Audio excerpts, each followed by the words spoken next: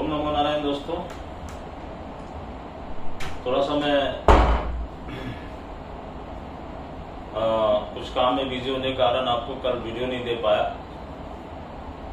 श्रावण सोमवार के लिए कई लोगों ने मुझे पूछा, बहुत ही इंपॉर्टेंट समय आता है ये, और इस बार 8 सोमवार है आपके पास, बीच में अधिक मास है, लेकिन आप उस प्रपंच में मत पड़ो। बहुत सारी चीजें यूट्यूब पे आ रही है, मगर आपको जिसको भी सोमवार मानना है, सावन मानना है, वो यहीं से मानना शुरू कर दे आज से।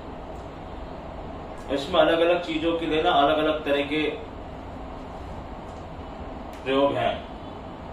तो सबसे इंपॉर्टेंट क्या है कि शिव जी आपको शिवलिंग पे जाके,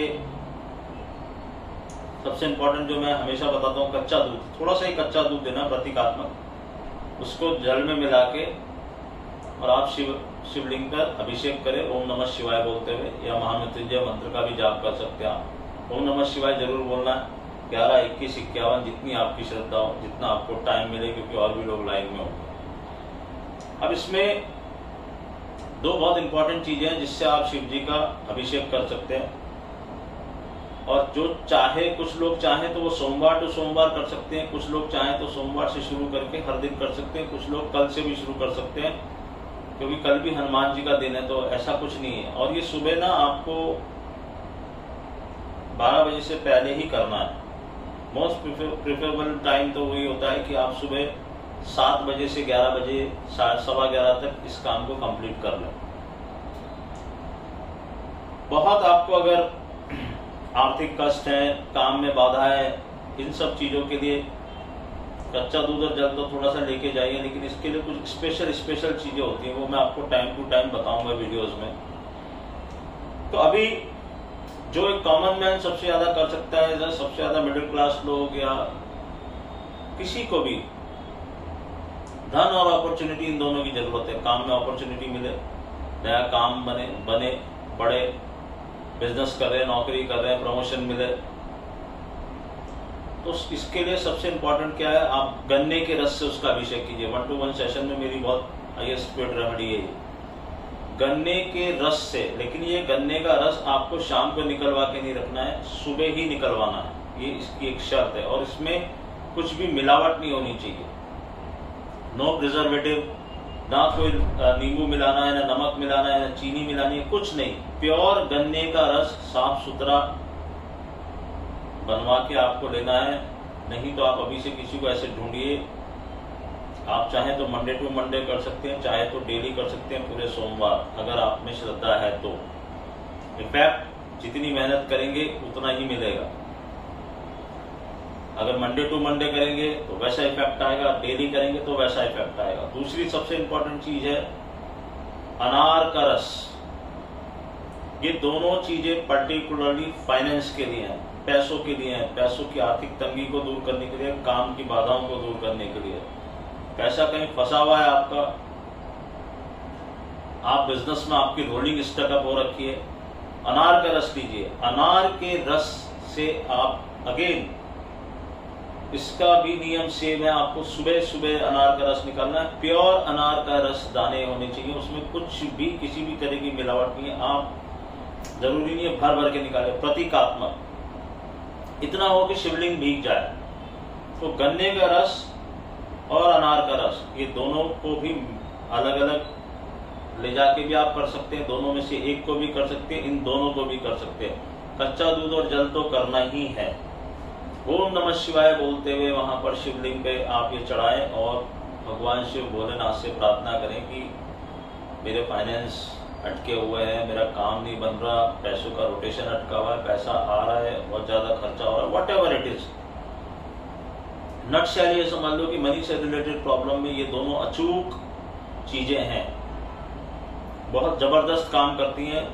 जितना भाव और श्रद्धा के साथ आप करेंगे बहुत अच्छा है। जो लोग नॉन वेज खाते हैं, बिल्कुल नॉन वेज खा के काम मत करना, आपको सात्विक रहना है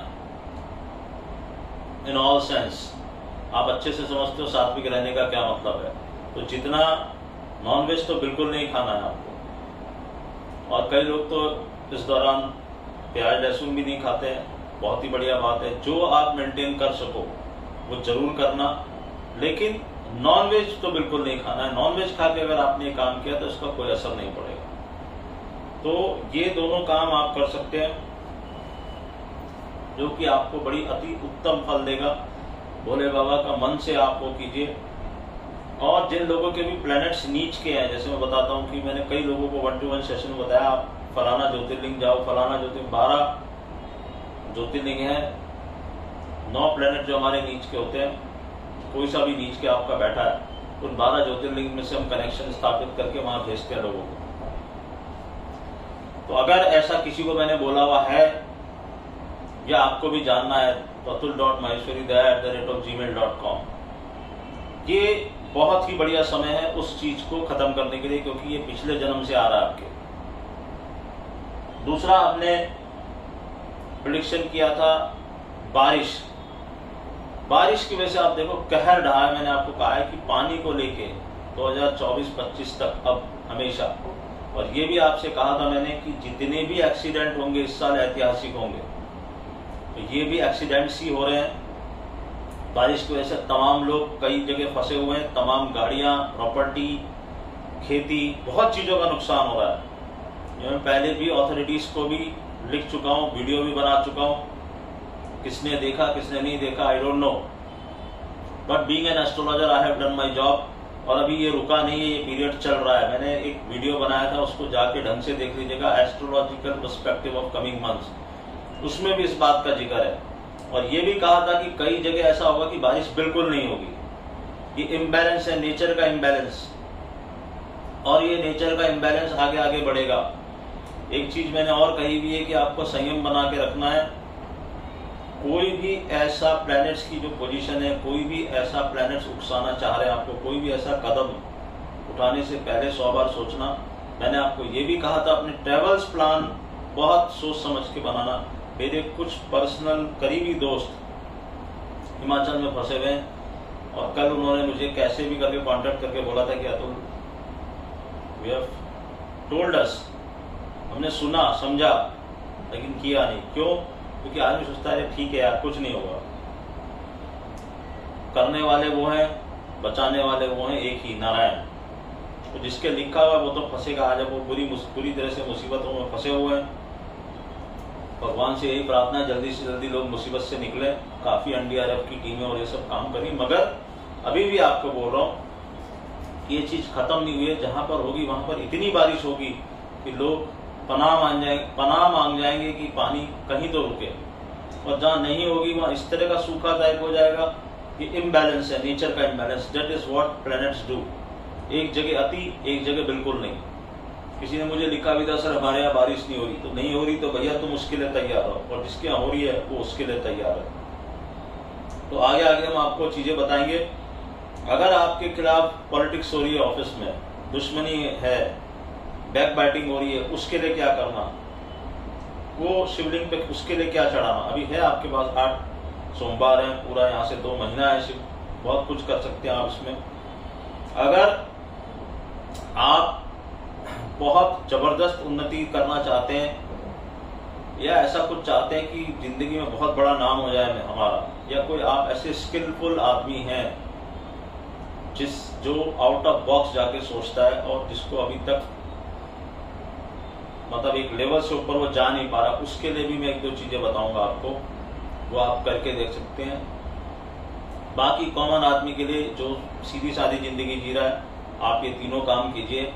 जब आपकी इच्छा हो जब कीजिए, जितना कर सकते हैं उतना कीजिए, आपको इफेक्ट डेफिनेटली मिलेगा। और आगे आगे हम और चीजें बताएंगे और क्या क्या चढ़ा सकते हैं। पहले ये दोनों चढ़ा लो, वापस से वीडियो को सुन लेना। कोई भी चीज मिलावट नहीं होनी चाहिए, प्योर चीज होनी चाहिए। आप कीजिए और उसका असर देखिए, आपको इफेक्ट नजर आने लगेगा। एक मैं अपना उपाय दोहरा देता हूं। मैंने बताया था कि अगर आपको काम ही नहीं मिल रहा, जब बिजनेस एकदम ठप पड़ा हुआ है, 400 ग्राम छिलके वाले बादाम, छिलके समेत वाले बादाम, 400 ग्राम के पैकेट इस पूरे 7 सोमवार आपको करना है। तो आपको 7 सोमवार मिल रहे हैं इस समय। इस पूरे श्रावण मास में आप 7 सोमवार कंटिन्यूस वो रख के आइए वहां पर, और भगवान से प्रार्थना कीजिए, भोले बाबा से प्रार्थना कीजिए कि मेरी ये अड़चन को दूर करो प्रभु। मैंने पहले भी आपसे कहा था कई लोगों के मुझे मैसेज आ गए, चौथे पांचवें सोमवार तक आते आते कई लोगों को उसका इफेक्ट मिलना शुरू हो जाता है या विंडो दिखनी शुरू हो जाती है। दैट्स इट, आज के लिए फिर मिलेंगे। नमस्कार।